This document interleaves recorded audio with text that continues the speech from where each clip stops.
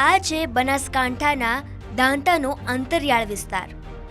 અહીં એક જ હેન્ડપંપ થકી 100 જેટલા પરિવાર પાણી ભરવા અને પાણી પીવા મજબૂર બન્યા છે।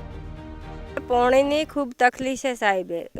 પાણી એટલેથી દૂર લઈ જાવે ઘણી તકલીફ પડે ને આ માર તો ગોમરીઓમ તો ઘર તો કે ગોમે તો શહેરે તો પહાણ ઘર હોય એટલેથી પાણી લઈ જાતે થાકી જાય। એક બે બેરું બૈરી લાવી શકે એમ 5 બેરો 10 બેરો તો નહીં ભરી શકે કે તે ખૂબ તકલીફ છે। અમને પાણીની મહેરબાની કરીને તમે પાણી કરી આલો। નળ ગોઠવેલા છે પણ નળ તો જોવા ખાલી મેલેલા છે।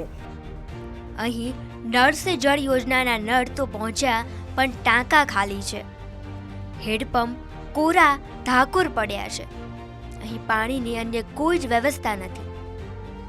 તળેટી, ભદ્રમાળ, ધાબાવાળી વાવ, ધરેડા, કુવારસી, બાનુદ્રા સહિત અનેક ગામના લોકો પીવાના પાણી માટે વલખા મારી રહ્યા છે। આ જોતા હવે મોટો સવાલ એ છે કે પાણી પુરવઠા વિભાગની ગ્રાન્ટો વપરાય છે, તાલુકા પંચાયતની ગ્રાન્ટો વપરાય છે અને ટ્રાઇબલની પણ ગ્રાન્ટો વપરાય છે, પણ આ ગ્રાન્ટો ક્યાં વાપરવામાં આવી રહી છે? જળ છે નળ યોજના નેકરી એ વખતે પાણીના ટોકા બની જા, નળ પણ જમીનમાં ગાલી દીધા, સકલીઓ બની જીઓ।